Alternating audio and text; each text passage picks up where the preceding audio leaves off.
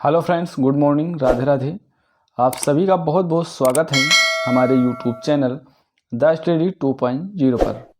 Friends, आज के इस महत्वपूर्ण लेक्चर में हम डिस्कस करेंगे 7 मार्च 2024 के मोस्ट इम्पॉर्टेंट करंट अफेयर के क्वेश्चन। तो आप इस पूरे लेक्चर को ध्यान से लास्ट तक जरूर देखिएगा। लास्ट में आपसे क्वेश्चन पूछा जाएगा दोस्तों, जिसका आंसर आपको कमेंट सेक्शन में ज़रूर देना है दोस्तों। और रोज़ की तरह ही लास्ट में स्टैटिक जीके के दोस्तों क्वेश्चन रखे गए हैं लास्ट में। तो ये वीडियो लास्ट तक ज़रूर देखिएगा, आपको ज़रूर पसंद आएगी दोस्तों। अगर हमारी वीडियो आपको पसंद आती है तो वीडियो को लाइक करना ना भूलें, और चैनल पर नए हैं दोस्तों तो चैनल को सब्सक्राइब करके बेल आइकन को ज़रूर प्रेस कर लें, ताकि हर वीडियो का नोटिफिकेशन आपको टाइम पर मिलता रहे। तो आइए दोस्तों, शुरू करते हैं आज की करंट अफेयर की क्लास को। आज का हमारा पहला क्वेश्चन है कि अंतर्राष्ट्रीय बौद्धिक संपदा सूचकांक 2024 में भारत की रैंक क्या है। दोस्तों, भारत की रैंक जो है वो है 42 रैंक है। ऑप्शन नंबर 20 का राइट आंसर हो जाएगा। आइए दोस्तों, बात करते हैं यहाँ पर इंटरनेशनल बौद्धिक संपदा इंडेक्स 2024 जारी हुआ, जिसमें भारत की रैंक है 42। और भारत ने 55 देशों में से 42वीं रैंक हासिल की है। तो भारत ने 55 देशों में से 42 रैंक को हासिल किया है। और भारत का कुल स्कोर जो है वो 38.64% रहा है। तो ये जो है परसेंटेज में है, याद रखना। और बात करें अंतर्राष्ट्रीय बौद्धिक संपदा सूचकांक, ये यूएस बैबर ऑफ कॉमर्स जारी करता है। तो यूएस बैबर्स ऑफ कॉमर्स इसे जारी करता है, तो याद रखिएगा दोस्तों। और इसमें जो पहले स्थान पर दोस्तों वो है यूएसए, और दूसरे स्थान पर है यूनाइटेड किंगडम, याद रखना, दूसरे स्थान पर है। और तीसरे स्थान पर है दोस्तों वो फ्रांस है, चौथे स्थान पर जर्मनी, और 5वें स्थान पर स्वीडन इसमें है, याद रखेंगे दोस्तों। आइए दोस्तों, बात करते हैं यहाँ पर क्वेश्चन नंबर 2 के बारे में। क्वेश्चन नंबर हमारा 2 है कि तभी महोत्सव किस राज्य केंद्र शासित प्रदेश में शुरू हुआ है। तो तभी जो महोत्सव है दोस्तों वो जम्मू कश्मीर में शुरू हुआ है। तो ऑप्शन नंबर डी इसका राइट आंसर हो जाएगा। दोस्तों, ये 1 मार्च 2024 को जम्मू कश्मीर के में है, शुरू हुआ है, और 4 दिवसीय समारोह है ये। तो 1 मार्च 2024 को जम्मू कश्मीर में 4 दिवसीय तभी महोत्सव शुरू हुआ है। और ये महोत्सव दोस्तों वो 1 से 4 मास तक आयोजित किया गया है, और जम्मू क्षेत्र की कला, संस्कृति और विरासत का प्रदर्शन इसमें किया गया है इस महोत्सव में, तो याद रखिएगा। आइए दोस्तों, बात करते हैं यहाँ पर प्रमुख महोत्सव और त्यौहार और पर्व के बारे में। तो ट्यूलिप महोत्सव ये भी जम्मू कश्मीर का है। आपसे पूछे शिकारा महोत्सव कहाँ का है, तो ये भी जम्मू कश्मीर का है। और यहाँ पर केसर उत्सव भी मनाया जाता है जम्मू कश्मीर में। और यहीं पे जो है गुरेज महोत्सव जम्मू कश्मीर में मनाया जाता है, और खीर भवानी मेला भी, ये भी जम्मू कश्मीर के जो है महोत्सव हैं, तो याद रखिएगा दोस्तों। आइए दोस्तों, अब हम बात करते हैं यहाँ पर सरहुल महोत्सव की। तो सरहुल जो त्यौहार है दोस्तों वो झारखंड का है। और गुड़ी पड़वा पोले और खंडोबा महोत्सव पूछे तो ये महाराष्ट्र के महोत्सव हैं। वहीं पर वांचुआ महोत्सव और बिहू पर्व जो है ये असम के पर्व हैं, याद रखिएगा। अब दोस्तों मैं बात करता हूँ यहाँ पर क्वेश्चन नंबर 3 के बारे में। क्वेश्चन नंबर 3 है दोस्तों, आपसे पूछा है कि 2022-23 के लिए कितने कलाकारों को अकादमी रत्न पुरस्कार देने की घोषणा की गई है। तो दोस्तों ये 6 लोगों को देने की घोषणा की गई है। तो ऑप्शन नंबर इसका डी राइट आंसर हो जाएगा। बात करते हैं यहाँ पर संगीत नाटक अकादमी जो है 2022 और 23 के लिए 6 कलाकारों को अकादमी रत्न जो है पुरस्कार देने की घोषणा की गई है। और दोस्तों ये अकादमी रत्न जो विजेता 6 लोग हैं वो हैं राजा और राधा रेड्डी, जो कि कुचिपुड़ी कलाकार हैं, और एक हैं दुलाल राय जो कि नाटककार हैं, और विनायक खडेकर ये हैं लोकगीतकार, और सुनैना हजारीलाल ये कथक कलाकार हैं, और आर विश्वेचरण ये बीड़ा वादक हैं। वहीं पर डीपी सिन्हा ये नाटककार हैं। तो ये 6 लोगों को दोस्तों अकादमी रत्न पुरस्कार देने की घोषणा की गई है। आइए दोस्तों, बात करते हैं अकादमी रत्न पुरस्कार जो हैं ये 2022 और 23 के लिए दोस्तों संगीत नाटक अकादमी पुरस्कार जो है 92 कलाकारों को प्रदान किया गया है। और अशोक जो सराफ हैं और राजीव वर्मा और बॉम्बे जयश्री को संगीत नाटक अकादमी पुरस्कार मिलेगा। तो 92 लोगों को दिया गया है, जिसमें से ये प्रमुख है, याद कर लेना। अब दोस्तों मैं बात करता हूँ क्वेश्चन नंबर 4 के बारे में।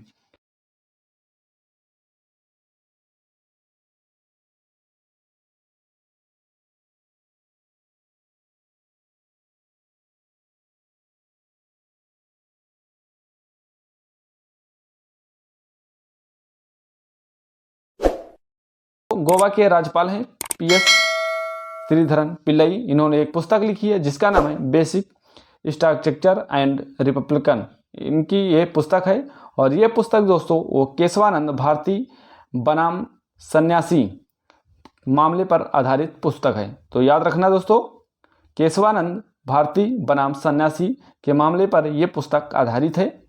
अब दोस्तों यहाँ पर बात करते हैं हाल ही में प्रकाशित जो प्रमुख पुस्तकें हैं उनके बारे में जान लेते हैं। तो एन अनकॉमन लव ये जो पुस्तक है ये चित्रा बनर्जी दिवाकरुणी की है। और वहीं पर गांधी ए लाइफ इन श्री कैंपस ये MJ अकबर की पुस्तक है। और वेलकम टू पैराडाइज ये ट्विंकल खन्ना की पुस्तक है। दो पलकों की छांव में ये हेमा जोशी की पुस्तक है। दोस्तों ब्रेकिंग द मोल्ड ये जो ब्रेकिंग द मोल्ड है ये रघुराम राजन और रोहित लांबा द्वारा लिखी गई पुस्तक है। सिंधिया और 1857 ये राकेश पाठक की पुस्तक है। और बिल्डिंग पार्टनरशिप ये कैप्टन हिमाद्री दास की पुस्तक है। तो ये कुछ प्रमुख पुस्तकें थी दोस्तों, याद कर लेना। आइए बात करते हैं दोस्तों क्वेश्चन नंबर 5 के बारे में। क्वेश्चन नंबर 5 है मेरा कि स्वयं प्लस प्लेटफॉर्म किस मंत्रालय के द्वारा लॉन्च किया गया है। तो स्वयं प्लस प्लेटफॉर्म जो है दोस्तों वो शिक्षा मंत्रालय के द्वारा लॉन्च किया गया है। तो ऑप्शन नंबर इसका बी राइट आंसर हो जाएगा, शिक्षा मंत्रालय। शिक्षा मंत्रालय इसका राइट आंसर हो जाएगा। तो केंद्रीय जो शिक्षा मंत्री हैं धर्मेंद्र प्रधान ने स्वयं प्लस प्लेटफॉर्म लॉन्च किया है। और ये जो है L&T, माइक्रोसॉफ्ट और सिस्को आदि प्लेटफॉर्म के माध्यम से रोजगार केंद्रित पाठ्यक्रम पेश करेंगे। और दोस्तों IIT जो मद्रास है ये स्वयं प्लस प्लेटफॉर्म के लिए नोडल एजेंसी होगी। तो IIT मद्रास नोडल एजेंसी होने वाली है। आइए दोस्तों बात करते हैं यहाँ पर क्वेश्चन नंबर 6 के बारे में। क्वेश्चन नंबर 6 है कि ब्रिटेन में किंग चार्ल्स द्वितीय से नाइटहुड उपाधि हासिल करने वाले पहले भारतीय कौन बने हैं। तो दोस्तों ये ब्रिटेन में किंग चार्ल्स द्वितीय से नाइटहुड उपाधि हासिल करने वाले जो पहले भारतीय बन चुके हैं वो बन चुके हैं सुनील भारती मित्तल। तो ऑप्शन नंबर डी इसका राइट आंसर हो जाएगा। दोस्तों इंपॉर्टेंट क्वेश्चन है, याद कर लेना। आप हमको कमेंट बॉक्स में ये बता सकते हैं कि जलियांवाला हत्याकांड के समय नाइटहुड की उपाधि किसने त्यागी थी। तो आप कमेंट बॉक्स में ज़रूर बताइएगा। दोस्तों भारतीय इंटरप्राइजेज के संस्थापक और अध्यक्ष जो हैं वो हैं सुनील भारती मित्तल। तो सुनील भारती जो मित्तल हैं दोस्तों वो ब्रिटेन के किंग चार्ल्स द्वितीय द्वारा नाइटहुड की उपाधि प्राप्त करने वाले भारतीय नागरिक बन चुके हैं। तो ये जो नाइटहुड उपाधि है ये ब्रिटेन में दिए जाने वाले सर्वोच्च सम्मानों में से एक है नाइटहुड। तो याद रखना ये जो है किंग चार्ल्स तृतीय द्वारा नाइटहुड की उपाधि प्राप्त करने वाले पहले भारतीय जो बने हैं वो बने हैं सुनील भारती मित्तल। तो याद रखिएगा। आइए बात करते हैं दोस्तों क्वेश्चन नंबर 7 के बारे में। क्वेश्चन नंबर मेरा 7 है कि शून्य भेदभाव दिवस कब मनाया जाता है। तो शून्य भेदभाव दिवस दोस्तों वो 1 मार्च को मनाया जाता है। तो ऑप्शन नंबर बी इसका राइट आंसर हो जाएगा। शून्य भेदभाव दिवस ये दोस्तों 1 मार्च को मनाया जाता है। 1 मार्च को प्रतिवर्ष शून्य भेदभाव दिवस मनाया जाता है। और शून्य भेदभाव दिवस संयुक्त राष्ट्र एड्स कार्यक्रम द्वारा मनाया जाता है। पहली बार 1 मार्च 2014 को ये मनाया गया था। और इसका जो उद्देश्य है वो है संयुक्त राष्ट्र के सभी सदस्य देशों में कानून के समझ और व्यवहार में समानता को बढ़ावा देना, इसका जो है वो उद्देश्य रखा गया है। दोस्तों मार्च में मनाए जाने वाले जो प्रमुख दिवस हैं एक बार रिवीजन करते हैं। 1 मार्च को शून्य भेदभाव दिवस मनाया जाता है। वहीं दोस्तों नागरिक सुरक्षा दिवस की बात करूं दोस्तों, नागरिक जो सुरक्षा दिवस है वो मनाया जाता है 1 मार्च को मनाया जाता है। याद रखिएगा, 1 मार्च को नागरिक सुरक्षा दिवस, विश्व नागरिक सुरक्षा दिवस मनाया जाता है। और 3 मार्च को विश्व वन्यजीव दिवस मनाया जाता है। 4 मार्च को राष्ट्रीय सुरक्षा दिवस मनाया जाता है। 8 मार्च को अंतर्राष्ट्रीय महिला दिवस के रूप में मनाया जाता है। याद रखिएगा, 10 मार्च की बात करें तो 10 मार्च को CISF दिवस मनाया जाता है। 14 मार्च को पाई दिवस और 15 मार्च को विश्व उपभोक्ता अधिकार दिवस मनाया जाता है। 16 मार्च को राष्ट्रीय टीकाकरण दिवस मनाया जाता है और 20 मार्च को अंतर्राष्ट्रीय प्रसन्नता दिवस के रूप में मनाया जाता है। वहीं पर 20 मार्च को विश्व गौरैया दिवस मनाया जाता है। 21 मार्च को विश्व वानिकी दिवस और 21 मार्च को ही विश्व डाउन सिंड्रोम दिवस के रूप में मनाया जाता है। 22 मार्च को विश्व जल दिवस और 23 मार्च को विश्व मौसम विज्ञान दिवस के रूप में मनाया जाता है।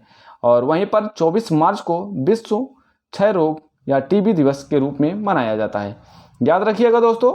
आइए दोस्तों आगे बढ़ते हैं, क्वेश्चन नंबर 8 की बात करते हैं। क्वेश्चन नंबर 8 है कि भारत की जन औषधि पहल से जुड़ने वाला पहला देश कौन सा बना है। दोस्तों वो पहला जो देश बन चुका है वो मॉरिशस बन चुका है। तो ऑप्शन नंबर बी इसका राइट आंसर हो जाएगा। मॉरिशस जो है वो जन औषधि पहल से जुड़ने वाला पहला देश बन चुका है। PM नरेंद्र मोदी जो कि भारत के प्रधानमंत्री हैं और मॉरिशस के जो प्रधानमंत्री हैं दोस्तों वो हैं प्रवीण जगन्नाथ ने मिलकर मॉरिशस के जो अगालेगा द्वीप में दोस्तों 6 सामुदायिक विकास परियोजनाओं का उद्घाटन किया है और मॉरिशस भारत की जन औषधि पहल से जुड़ गया है। इस प्रकार से मॉरिशस भारत की जन औषधि पहल से जुड़ने वाला पहला देश बन गया है। याद रखिएगा दोस्तों, इस मॉरिशस के लोगों को भारत में बनी बेहतर क्वालिटी वाली जेनेरिक दवाइयों का लाभ मिलेगा और मॉरिशस में जन औषधि केंद्र खोला गया है। PM जो कि भारत के प्रधानमंत्री हैं और जो प्रवीण जगन्नाथ हैं उन्होंने अंगोला जो अगालेगा द्वीप में नई हवाई पट्टी और सेंट जेम्स जेट्टी का वर्चुअल उद्घाटन भी यहीं पर किया गया है। तो ये सारी बातें आप याद रखना। आइए क्वेश्चन नंबर 9 की बात करते हैं। क्वेश्चन नंबर 9 है कि इसरो के नए लॉन्च कॉम्प्लेक्स को किस राज्य में स्थापित किया जाएगा। तो इसरो के नए लॉन्च कॉम्प्लेक्स को दोस्तों तमिलनाडु में स्थापित किया जाएगा। तो ऑप्शन नंबर सी इसका राइट आंसर हो जाएगा, तमिलनाडु। बात करते हैं दोस्तों यहाँ पर PM नरेंद्र मोदी ने तमिलनाडु में इसरो के नए जो लॉन्च कॉम्प्लेक्स की आधारशिला यहाँ पर रखी है और इस नए लॉन्च कॉम्प्लेक्स जो है तमिलनाडु के थूथुकुडी जिले में स्थापित किया जाएगा।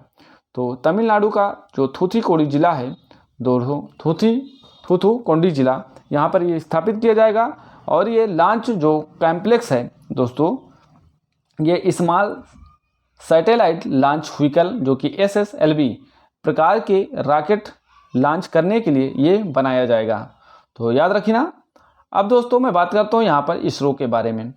इसरो की स्थापना जो है दोस्तों वो 15 अगस्त 1969 को स्थापना होती है। मुख्यालय इसका बेंगलुरु कर्नाटक में है। संस्थापक इसके विक्रम साराभाई हैं और वर्तमान में जो अध्यक्ष हैं वो हैं S सोमनाथ और इसरो भारत की स्पेस एजेंसी है। ये सारी बात आप याद रखना। दोस्तों बात करते हैं आज का लास्ट क्वेश्चन। क्वेश्चन नंबर 10 है कि केंद्रीय कैबिनेट ने इंटरनेशनल बिग कैट अलायंस की स्थापना को मंजूरी दे दी है। इसके अंतर्गत बिल्लियों की कितनी प्रजातियों का संरक्षण किया जाएगा। तो इसका जो राइट आंसर है 7, ऑप्शन नंबर ए इसका राइट आंसर है। याद रखना दोस्तों, केंद्रीय कैबिनेट ने इंटरनेशनल बिग कैट अलायंस की स्थापना को मंजूरी दे दी है और दोस्तों 2027-28 तक 5 साल की अवधि के लिए 150 करोड़ रुपए के बजट समर्थन को भी मंजूरी दे दी गई है। इंटरनेशनल बिग कैट अलायंस की शुरुआत भारत ने की है। ये सारी बात याद रखना दोस्तों। और इसका उद्देश्य है पृथ्वी पर पाई जाने वाली 7 प्रमुख बड़ी बिल्लियों की प्रजातियों का संरक्षण करना इसका उद्देश्य है। और संरक्षित की जाने वाली जो प्रजातियां हैं वो हैं चीता, शेर, तेंदुआ, हिम तेंदुआ, प्यूमा और जुगुआर चीता। ये जो है बिल्लियाँ की 7 प्रजातियाँ बताई गई हैं दोस्तों। अब दोस्तों मैं बात करता हूँ यहाँ पर महत्वपूर्ण तथ्यों की। तो हिम तेंदुआ जो रिपोर्ट है वो 2024 के अनुसार भारत में हिम तेंदुओं की जो संख्या है दोस्तों वो बताई गई है 718 संख्या बताई गई है हिम तेंदुओं की संख्या। लद्दाख में जो हिम तेंदुओं की संख्या सबसे अधिक है वो है 477, जो कि लद्दाख में है, याद रखना दोस्तों, लद्दाख में है। और 2022 की रिपोर्ट के अनुसार भारत में जो टाइगरों की संख्या थी वो थी 3682 जो है टाइगर थे। और बाघों की सबसे अधिक संख्या वो मध्य प्रदेश में है जो कि 785 में है। तो 785 है जो कि मध्य प्रदेश में सबसे ज़्यादा बाघ पाए जाते हैं दोस्तों। इसके बाद कर्नाटक में 563 और उत्तराखंड में 560 बाघ पाए गए हैं, वहाँ पर हैं। और मध्य प्रदेश के श्योपुर जिले में, जो मध्य प्रदेश के जो श्योपुर जिला है वहाँ पर जो है कूनो नेशनल पार्क जो है, वहाँ पर भारत में चीतों का एकमात्र निवासी स्थान है। तो चीतों का जो एकमात्र निवासी स्थान है वो है कूनो नेशनल पार्क, जो कि मध्य प्रदेश के श्योपुर जिले में स्थित है दोस्तों, याद रखना। आज का स्टैटिक जीके का रिवीजन करते हैं दोस्तों। स्टैटिक जीके में पहला क्वेश्चन है, भारतीय संविधान का कौन सा अनुच्छेद नई अखिल भारतीय सेवा की स्थापना का प्रावधान करता है? तो वो है अनुच्छेद 312। नेक्स्ट है कि नीति निर्देशक तत्वों के निम्नलिखित अनुच्छेदों में से कौन सा अंतर्राष्ट्रीय शांति और सुरक्षा के संवर्धन से संबंधित है? तो वो है अनुच्छेद 21, याद रखना। और किस वैदिक ग्रंथ में यज्ञ कर्म कांड को से संबंधित बातें तथा प्रार्थना का समग्र उल्लेख है? तो वो है यजुर्वेद में। माई एक्सपेरिमेंट विद ट्रुथ के रचनाकार कौन है? तो ये हैं महात्मा गांधी। संविधान सभा के प्रारूपी समिति के सदस्यों की संख्या कितनी है? तो 7 है। और कुवल उल इस्लाम मस्जिद का निर्माण किसके द्वारा किया गया? तो ये किया गया है कुतुबुद्दीन ऐबक के द्वारा। महमूद गजनवी के भारत पर आक्रमण के समय भारत आए विद्वान अल बरूनी ने किस महत्वपूर्ण ग्रंथ की रचना की थी? तो वो की थी किताबुल हिंद की। तो ये था स्टैटिक जीके का रिवीजन दोस्तों। आइए कल का क्वेश्चन था आपसे मेरा कि हाल ही में किस राज्य के गुप्तेश्वर वन को राज्य का चौथा जैव विविधता विरासत स्थल घोषित किया गया है? तो इसका राइट आंसर था दोस्तों उड़ीसा। ऑप्शन नंबर ए इसका राइट आंसर था। आज का हमारा प्रश्न है आपसे, हाल ही में अलेक्जेंडर स्टब किस देश के राष्ट्रपति का चुनाव जीते हैं? तो इसका राइट आंसर आप कमेंट सेक्शन में जरूर बताइएगा दोस्तों।